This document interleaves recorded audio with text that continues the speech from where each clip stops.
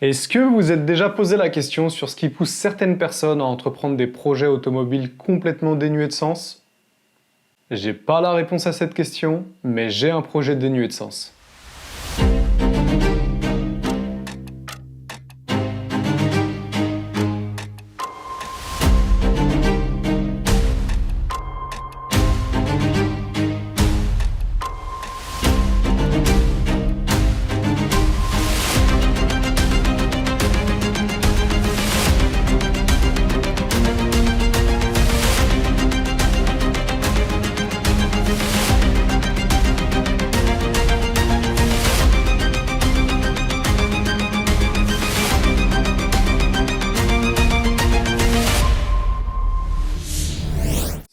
Résumé, on est début 2026. À ce moment-là, je cherche un petit utilitaire style berlingot ou partenaire, le moins cher possible. Le but, c'est de le transformer en atelier mobile. Un jour, je tombe sur une annonce, sans photo, un partenaire à 250 €. À ce prix-là, difficile de pas être curieux, malgré que ça inspire pas du tout confiance. Plus la vente avance, et plus je me demande dans quoi je suis en train de m'embarquer. Malgré tout, le 7 février 2026, je vais le chercher et je le ramène chez moi sur un plateau. Et c'est seulement en le ramenant à la maison que je me rends compte de la merguez que je viens d'acheter. Littéralement. À partir de là, mon objectif il est simple, c'est le remettre sur la route le plus vite possible. Sauf que, entre les imprévus, les mauvaises surprises et la rouille, je vais vite me rendre compte que ce projet va être beaucoup plus long que prévu.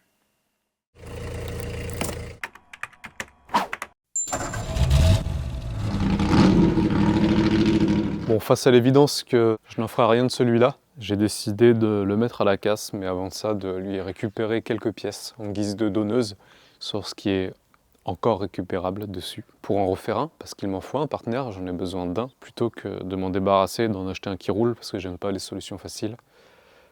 J'ai pris une décision. Acheter une deuxième épave. Parce qu'une épave, c'était pas suffisant. 2 épaves, c'est mieux. Donc l'idée, c'est que celle-là, elle est saine. Il n'y a pas de rouille. Sur les bas de caisse, tout ça, il n'y a rien. Il reste beaucoup de nettoyage à faire, à retirer les éléments intérieurs, mettre vraiment la caisse à nu, la nettoyer. Donc là, c'est la première étape. Dégraissant sur toute la caisse. Karcher. Refaire un peu de tôlerie, comme ici. J'ai pas de quoi tracter ici, donc j'ai une voiture. Donc, vous avez compris l'idée.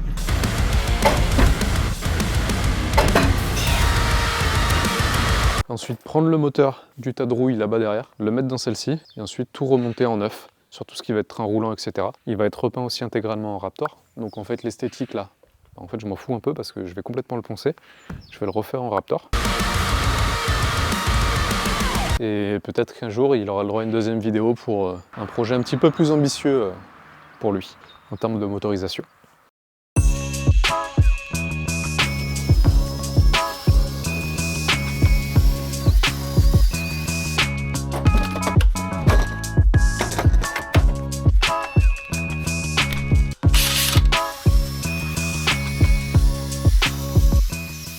Bon, en fin de journée, donc concrètement, qu'est-ce que j'ai fait? Petit renfort de soudure ici, non pas que je prépare la caisse pour la piste, mais tout simplement parce que le plancher ici, côté conducteur, était enfoncé vers l'intérieur.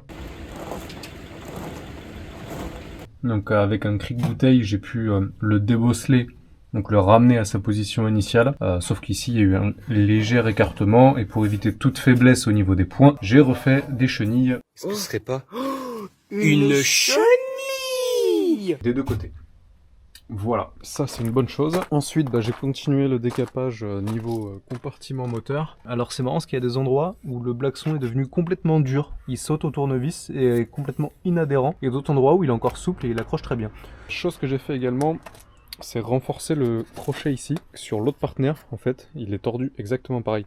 Et je pense que ça doit être des faiblesses d'origine, où si on se fait tracter dans l'axe, ça va, mais sitôt qu'on se fait tracter un petit peu en biais, je pense que ici, ça tient que par 2 points, et les points ont tendance à sauter. Donc j'ai fait des renforts, bon, juste par des chenillages, ici pour le crochet, et également à l'intérieur ici. Et pareil de l'autre côté. Et sur la traverse aussi devant, pour renforcer devant, au cas où. Je commence à arriver sur la fin de la bouteille. Et ça, c'est pas top.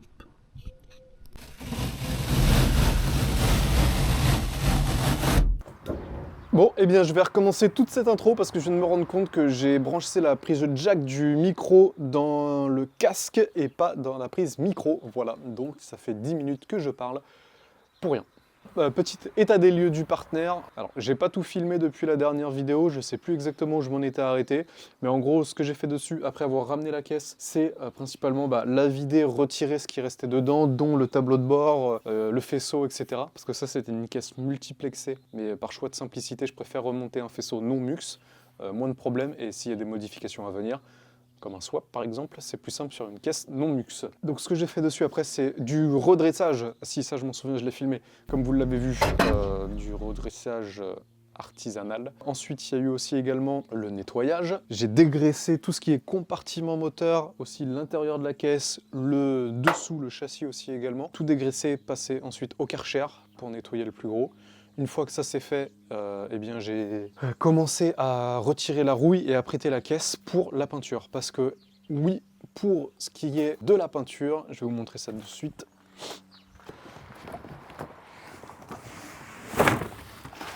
Je suis passé par peinture voiture. Donc là, j'ai absolument tout pour refaire la caisse, sainement, si je ne me suis pas trompé. Dans les produits et dans les quantités, mais normalement non, parce que je les ai appelés avant de passer commande. Et c'est vrai que là-dessus, on ne peut pas leur reprocher, ils sont de très bons conseils et très réactifs. Au niveau des produits, qu'est-ce qu'on a? Le revêtement, donc Warrior, texturé, donc là c'est la version noire, parce que tout l'intérieur là, de la caisse va être refait en noir, ainsi que le compartiment moteur, et l'extérieur sera quant à lui refait en beige. Donc pour ça, j'ai vraiment tout acheté, hein. Le pistolet pour l'anti-gravillon, le pistolet avec une buse 1.8 et on va voir ce que ça donne.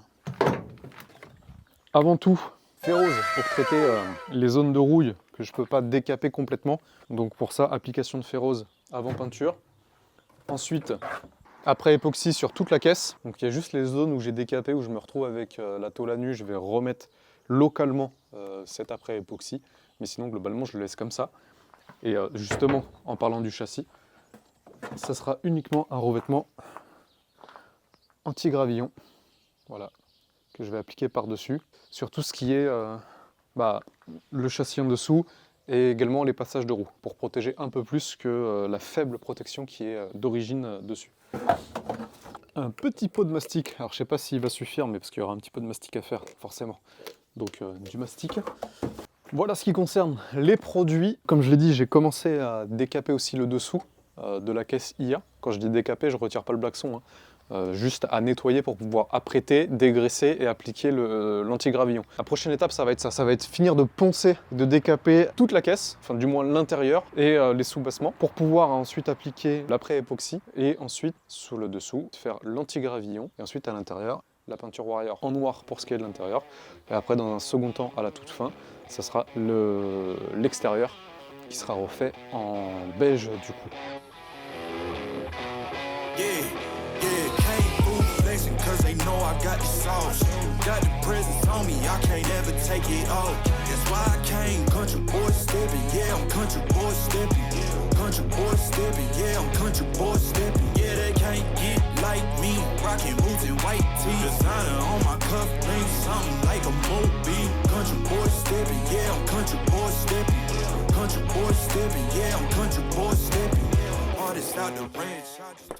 Lundi 23 février, ça y est, le soleil est de retour dans le sud, la chaleur aussi, donc c'est parfait, c'est un temps pour peindre. J'ai poncé tout l'intérieur avec du grain aléatoire allant de 180 à 600.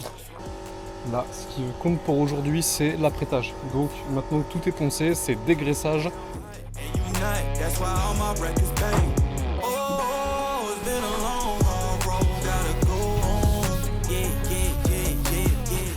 J'aime bien cette phrase. If you have a body, you are an athlete. Be you. Be proud of you because you can do what we want to do.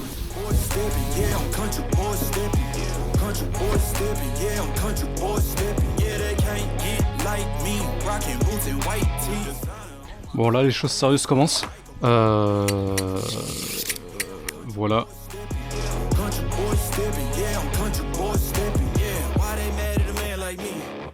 too crazy. Better take that knee and kiss my ring, cause I be royalty. Everywhere I go, my scene, and they be hating.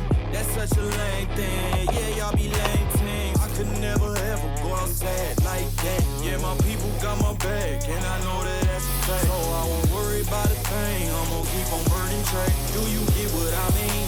I got faith in my dream. Oh, it's been a long, hard road, gotta go home. Yeah. Oh, and I know you love the way that I'm gon' keep going. Yeah. Can't do flexing, cause they know I got the sauce. Got the presence on me, I can't. Ça y est, la pause de l'après est terminée, c'était un carnage tout simplement. C'est vraiment un boulot compliqué, et le pire c'était l'application au pistolet, je trouvais pas le bon réglage, et je veux toujours aller trop vite. Alors il en résulte des grosses coulures, je sais pas si on va bien voir sur la caméra. Il n'y a plus de rouille, il est complètement traité là. Idem pour le compartiment moteur. Hop, hop, hop, hop, hop, hop, hop. Allez, maintenant je passe à l'application de l'anti-gravillon.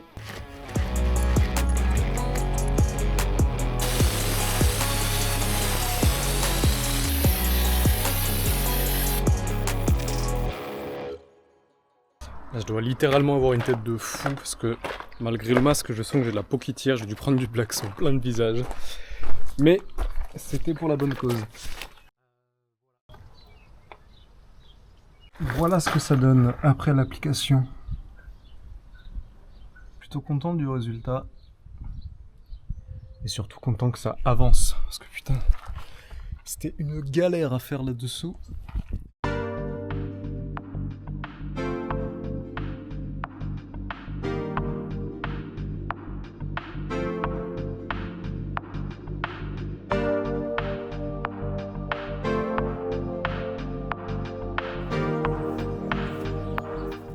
Bon voilà, j'ai fini de poncer intégralement toute la caisse, de la dégraisser. Maintenant, place au moment le plus critique du projet, donc c'est la peinture. Même si là c'est que l'intérieur, on va dire que c'est pas encore trop grave. Le but c'est quand même de réussir à faire quelque chose de propre. Donc là, j'ai fini de tout poncer. J'ai poncé au 600 et de tout dégraisser avec du dégraissant anti-silicone, un chiffon. Aspirer également pour les poussières, parce que bon, la soufflette c'est bien, mais ça fait juste remuer la poussière et ça la fait retomber, donc aspirateur pour retirer un maximum de particules.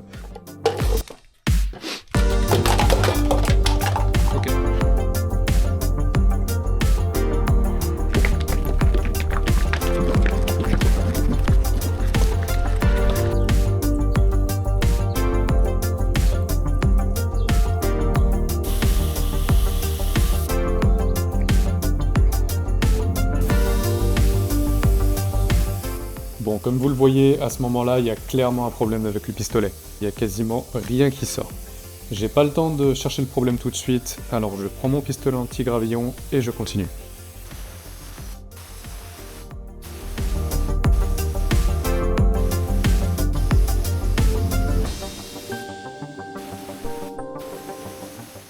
Effectivement, j'étais en train de chercher pourquoi est-ce que le pistolet n'avait pas fonctionné correctement. Bah visiblement, grosse négligence au nettoyage. En fait, j'avais tout nettoyé au White Spirit, voilà.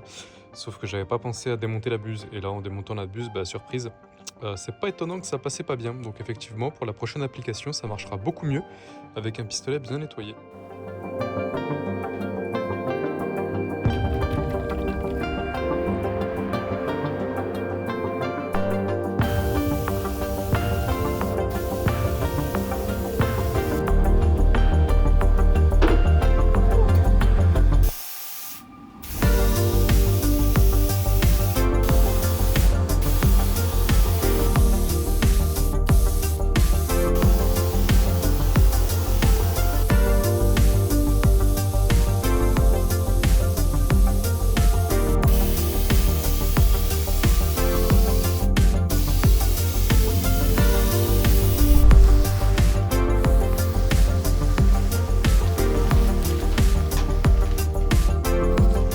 Voilà, j'en ai enfin terminé avec la peinture intérieure. Le rendu est vraiment incroyable, j'adore. L'idéal pour faire l'intérieur, alors on croirait pas comme ça, je pensais pas autant, mais l'idéal c'est d'avoir 6 kits, donc 6 bouteilles de peinture Warrior pour faire juste l'intérieur.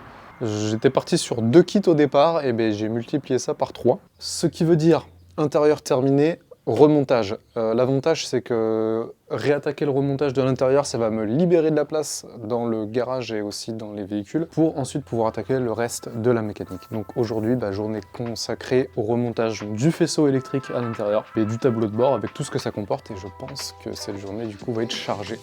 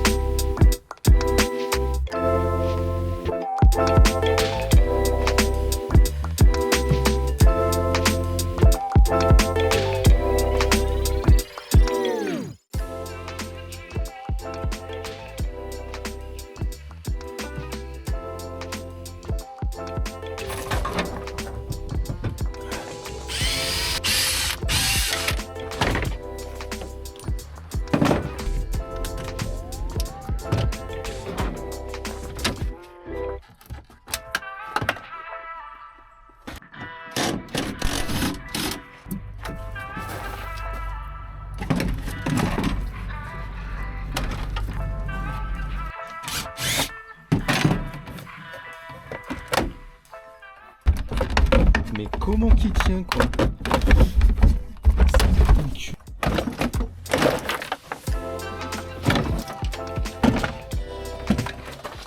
Je pensais récupérer le tableau de bord de celui-là pour ne pas avoir la clim en fait. Non pas par choix mais parce que le moteur n'est pas équipé, etc. Et puis le montage est quand même plus simple. Sauf qu'en fait la prise d'air, elle n'est pas au même endroit. C'est-à-dire que ici elle se fait ici, et sur l'autre caisse du coup, comme il y avait la clim, la prise d'air elle est là. Donc le montage est complètement différent, ce qui fait que moi ici c'est bouché sur l'autre caisse, et ici c'est ouvert, et inversement. Donc ça impliquerait de devoir boucher par exemple la trappe là-bas, et découper la caisse pour laisser passer ce système-là. Voilà, j'ai fini de peindre le compartiment moteur.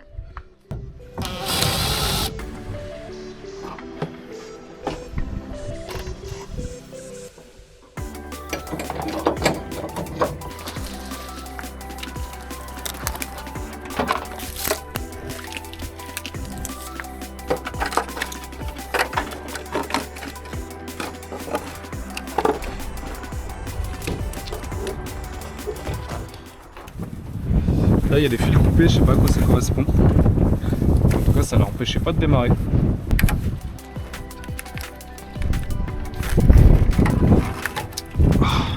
Yes.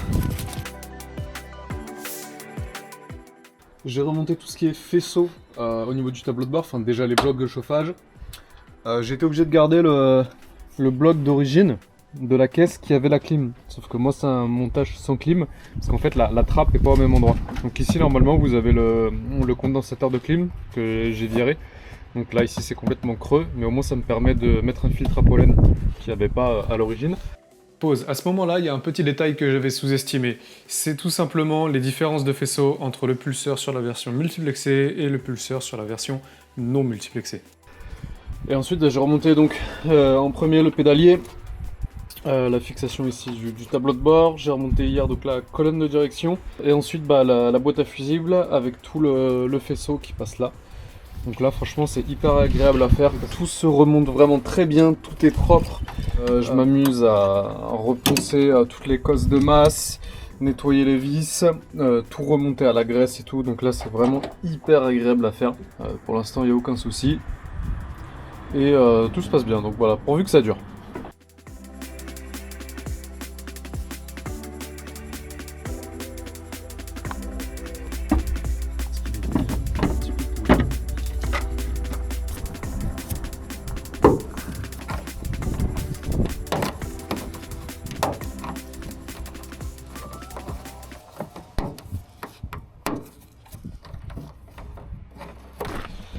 J'ai refait ces tuyaux, donc j'avais pas filmé la fabrication, mais je le ferai parce que ça peut être intéressant quand même.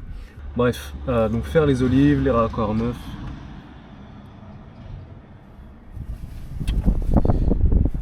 Tout ça pour repartir sur un système de frein comme neuf. Et voilà.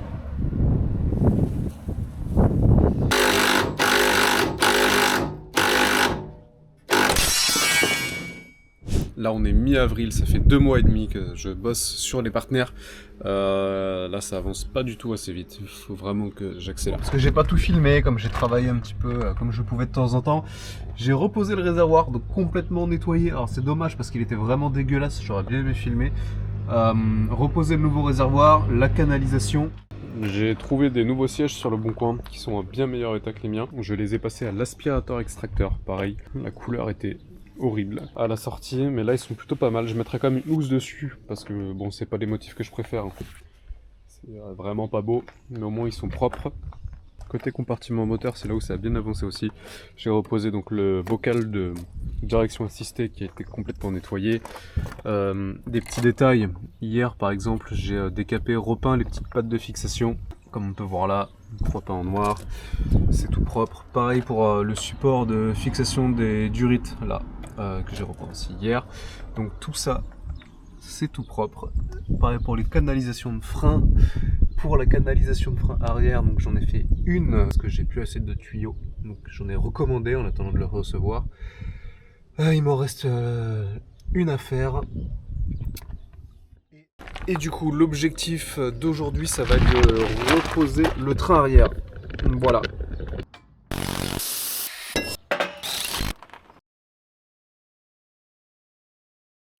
On pourrait dire un truc du genre, certains restaurent des vieilles voitures, moi je restaure un utilitaire. Ouais, ça fait pas rêver quoi.